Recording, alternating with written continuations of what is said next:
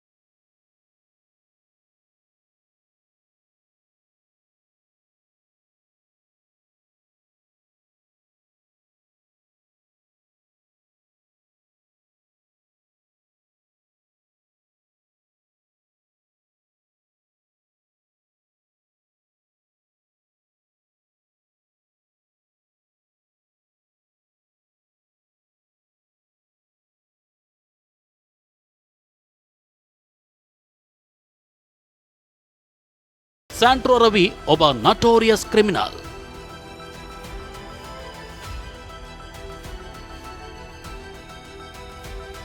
ಖಾಕಿ ನಡೆಗೆ ಅನುಮಾನ ವ್ಯಕ್ತಪಡಿಸಿದ ಸಿದ್ದರಾಮಯ್ಯ. ಇನ್ನು ಪೊಲೀಸರು ಕಸ್ಟಡಿಗೆ ಪಡೆಯದ ಬಗ್ಗೆ ಅನುಮಾನ ವ್ಯಕ್ತಪಡಿಸಿರೋ ಸಿದ್ದರಾಮಯ್ಯ, ಸ್ಯಾಂಟ್ರೋ ರವಿ ಒಬ್ಬ ನಟೋರಿಯಸ್ ಕ್ರಿಮಿನಲ್, ಯಾರನ್ನಾದ್ರೂ ಬಂಧಿಸಿದ್ರೆ ಪೊಲೀಸ್ ಕಸ್ಟಡಿಗೆ ತಗೊಳ್ತಾರೆ. ಆದ್ರೆ ನಟೋರಿಯಸ್ನ ನ್ಯಾಯಾಂಗ ಬಂಧನಕ್ಕೆ ನೀಡಿದ್ರು. ಇಲ್ಲೇನೋ ಮುಚ್ಚಿ ಹಾಕುವಂತ ಯತ್ನ ನಡೀತಿದೆ ಅಂತ ಅನುಮಾನ ವ್ಯಕ್ತಪಡಿಸಿದ್ರು. ಎಲ್ಲ ಕ್ರಿಮಿನಲ್ಸ್ಗಳನ್ನು ಕೂಡ ಪೊಲೀಸ್ ಕಸ್ಟಡಿ ತಗೋತಾರೆ. ಇವ್ರನ್ನ ಯಾಕೆ ತಗೊಂಡಿಲ್ಲ? ಇವ್ರಿಗೆ ಬರೀ ಜುಡಿಷಿಯಲ್ ಕಸ್ಟಡಿ ಕಳಿಸ್ಬಿಟ್ಟವ್ರೆ. ಪೊಲೀಸ್ ಕಸ್ಟಡಿ ತಗೋಬೇಕು ಬೇಡ ವಿಚಾರಣೆ ಮಾಡೋಕ್ಕೆ. Is A notorious criminal. ಆ ನೊಟೋರಿಯಸ್ ಕ್ರಿಮಿನಲ್ನ ಪೊಲೀಸ್ ಕಸ್ಟಡಿ ತಗೊಳ್ದೇನೆ, ಸರಿಯಾಗಿ ವಿಚಾರಣೆ ಮಾಡ್ದೇನೆ, ಅದರ ಅರ್ಥ ಏನೋ ಒಂದು ಮುಚ್ಚಾಕ್ತಕ್ಕಂಥ ಒಳಸಂಚು ನಡೀತಾ ಇದೆ ಅಂತ ನನಗಂತೂ ಗೋಚರ ಆಗ್ತದೆ.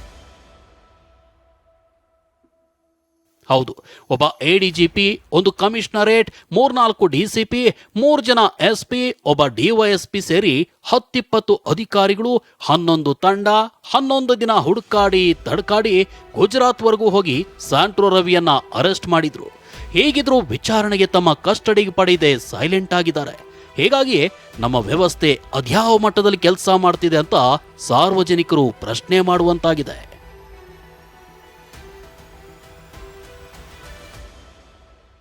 ರಾಮ್, TV9, ಮೈಸೂರು.